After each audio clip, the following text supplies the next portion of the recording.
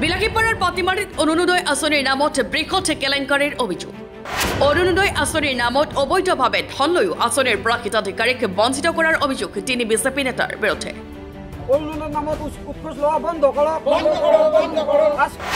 বিজেপিৰ পাতিমাৰী বুথ কমিটিৰ নেতা আসকৰ আলী মমিনুৰ ইছলাম আৰু মন্নাফ আলীৰ বিৰুদ্ধে উত্তাল প্ৰতিবাদ সাব্যস্ত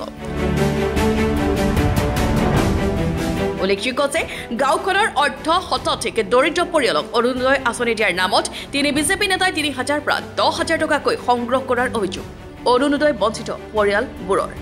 দৰিদ্ৰ পৰিয়ালবোৰে নিজৰ পোহনীয়া হাঁহ পাৰ ছাগলী বিক্ৰী কৰি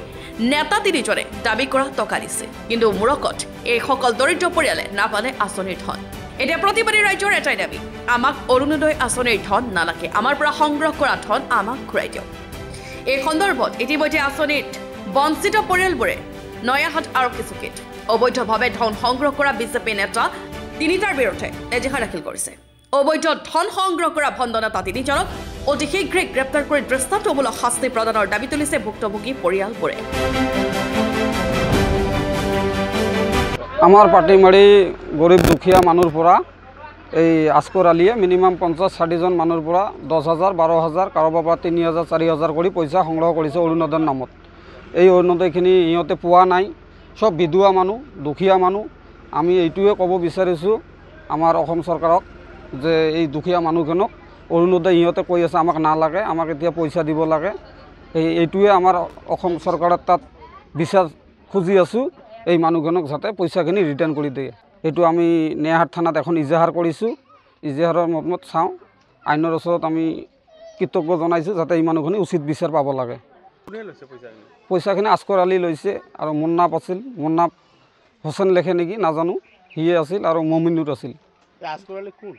সেই তেওঁ বিজেপিৰ নেতা বুলিয়ে কয় মই বিজেপিৰ মানুহ কৈ গৰীব মানুহ দুখীয়া মানুহখনৰ পৰা পইচা লৈছে সংগ্ৰহ কৰিছে আৰু কি বিজেপিৰ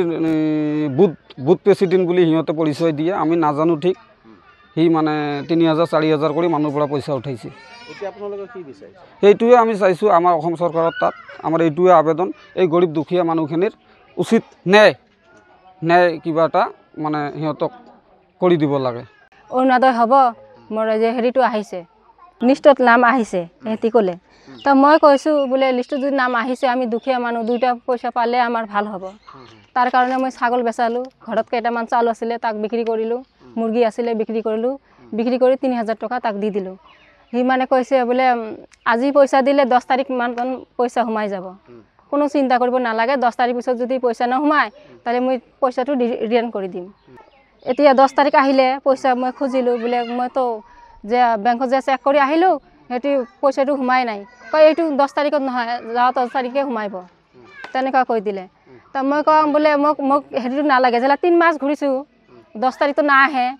10 তাৰিখ আহিলে কয় বোলে দুনিয়াৰ কথা কৈ থাকে বোলে আজি কি হেৰি হ'ব কালি পইচা আহিব পৰহি আহিব তেনেকুৱা বুলি কৈ থাকে তো মই কৈছোঁ বোলে মোক তেনেকুৱা নালাগে মোৰ পইচাটো ঘূৰাই দিয়ক সি মানে কৈছে বোলে মোৰ হেৰি ধুবুৰীত পইচাটো জমা দিছোঁ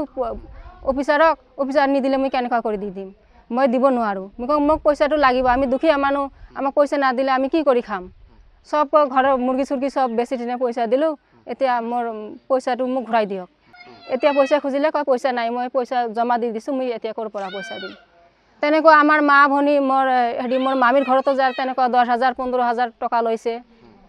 কৈছে বোলে মই সব কৰি দিম এটাও কৰি দিয়া নাই এতিয়ালৈকে কৈ আছে বোলে মই বিজেপি নেতা মই যেটো কৰিম এইটোৱে এতিয়া মই চৰকাৰৰ কাছে দাবী জনাইছোঁ আমাৰ এই দুখীয়া মানুহকে পইচা কেইটা ঘূৰাই দিব লাগে ব্যুৰ ৰিপৰ্ট এণ্টনি ফৰাছা